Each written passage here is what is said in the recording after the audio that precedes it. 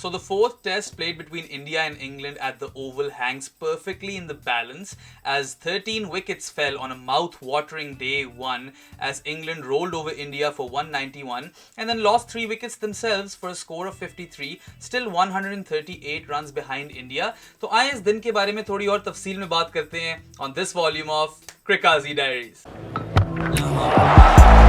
Have a look at that, smiles up, oh, it's nearly taken someone out in the stands. That was a flat 6 right under the stand there, the George Giffen stand, up into the members, and it went like a rocket.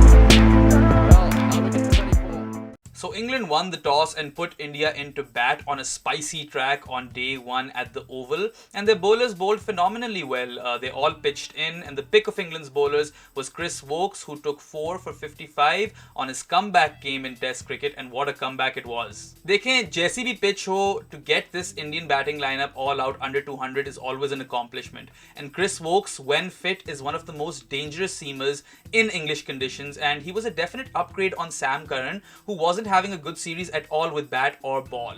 And then, Chris Woakes proved today just how much England were missing a seamer of his caliber. Now England look a lot more stronger as a bowling outfit with him back. It was really a complete bowling performance by England's pace attack, and Jimmy Anderson and Craig Overton, they also got a wicket each, but it was actually Ollie Robinson who once again excelled in that support role, bagging 3 wickets for 38 runs, including the prized wicket of Virat Kohli. और ये तो अभी India के 191 भी नहीं बनने थे. England ने तो मेरे ख्याल से they've given away at least 50 extra runs because they were quite pathetic in the field. They dropped 4 catches, which included a drop of Virat Kohli on 22, he went on to make 50. Then they dropped Shardul Thakur on 43. He went on to make 57. Then Rishabh Pant was also dropped, even though he was dismissed 2 balls later. And then also, there was another drop right at the end, but they got a run out of the same delivery. Point being, had England held on to their catches, maybe India would have gotten somewhere around 150. And these 40-50 extra runs that they've given away over here, they might come back to haunt them big time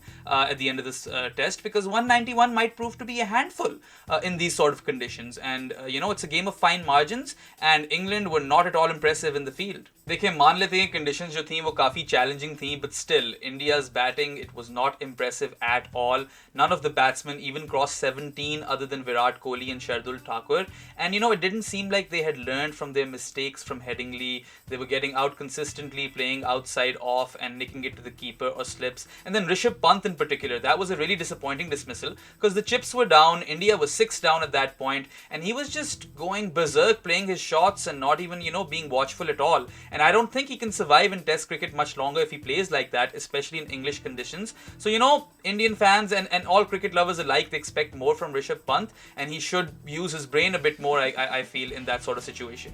जहाँ तक रही बात विराट कोहली की, तो he looked pretty good today actually. He looked in solid nick and he was timing the ball pretty well. Some of those on drives and cover drives were totally out of this world and reminiscent of Virat Kohli of old. But then again, he had a life at 22 and he didn't really cash in, didn't make England pay, as just 28 runs later on 50 he did lose his wicket again. And the problem over here is that Virat Kohli keeps getting out to the same kind of delivery, that 4th stump, 5th stump channel, and the delivery he got today, it was a good one, but he really shouldn't have been trying to play it on leg. He should have been playing it with a straight bat, and this will bother him a lot because a player of Kohli's caliber, for that kind of player to go 53 innings in international cricket without 100 is definitely a cause for concern, and the pressure is definitely mounting on him. In fact, the surprise package of the day as far as India are concerned, or well, their batting, was Shardul Thakur, who scored a very critical 57, and that too so quickly. He was the reason India got to 191, otherwise they were reeling at around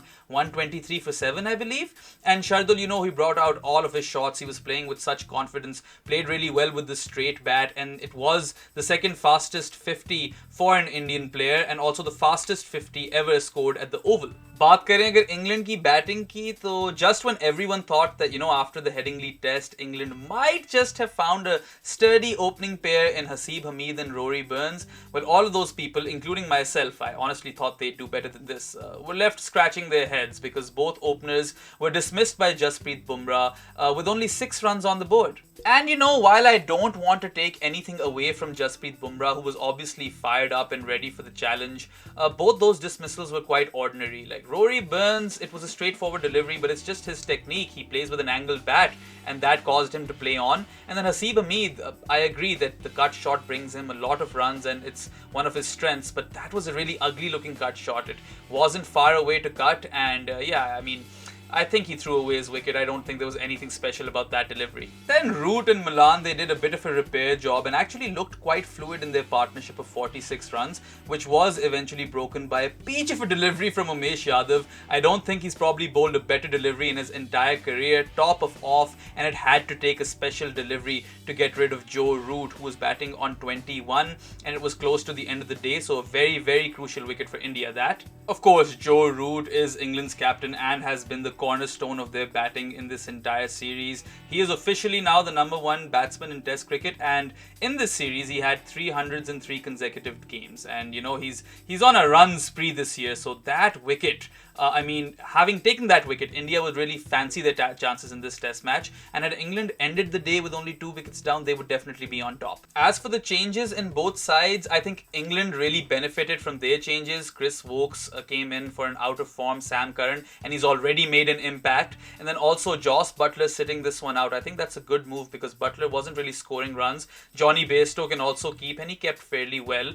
And then also you have Ollie Pope, a proper batsman in there who's replaced Buttler. So I think they have benefited for sure. But India, on the other hand, I'm really confused. I thought the oval wicket, it offers a bit of turn. On day 4 and 5, we've obviously seen Yasir Shah take 10 wickets over here back in 2016. So I really thought this was when they would introduce Ravichandran Ashwin into the team and he could play in tandem with Jadeja. I didn't see a problem with that, but they didn't select Ashwin, and I think that is a very controversial decision, and a lot of people around the cricketing world will be left baffled, including myself. And then also not just Ashwin, Ajinkya Rahane, I don't think he warranted a spot in this team. He had only averaged 21.05 in 10 tests in 2021, and India had options. They could have brought in Surya Kumar Yadav or Hanuma Vihari, so I don't know why they didn't replace Rahane, maybe because he's the vice captain, but he only scored 14 once again and failed. So I think Virat Kohli and the Indian management definitely made a mistake over there by not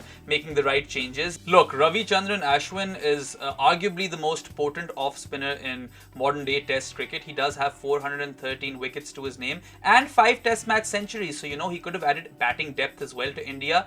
I don't understand, initially I did, Kohli's template of 4 seamers and 1 spinner on all those other tracks made sense, but the oval, we know for a fact that this pitch offers spin, and Ashwin had been performing in county cricket, so I really don't see a reason why he wasn't selected. And then chalo Rahane ko aapne select kar bhi liya.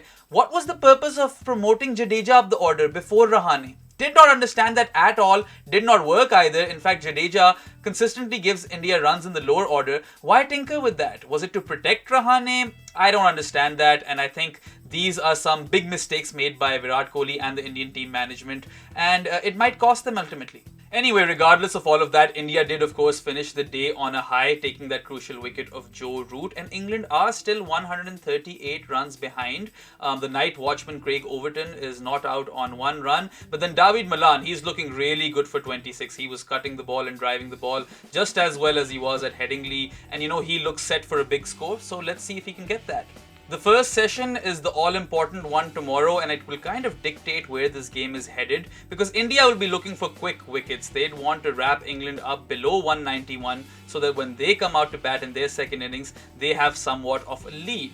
And England, of course, they will like to take this session by session. Of course, the first aim would be to get to lunch without losing a wicket, and then potentially if they bat out tomorrow, they could end up with a lead of 100. And days 2 and 3 are renowned for being the most batting friendly in English conditions, and England will want to cash in on that. So like I said earlier, game is very, very evenly poised, and it could honestly go anywhere from here. That's a wrap for volume 36, folks. Of course, as always, if you enjoyed this video, please like, share and subscribe, and don't forget to hit that bell icon in order to be notified about my latest videos. I'll catch you after day 2. That's all for today. Kazi off the mic.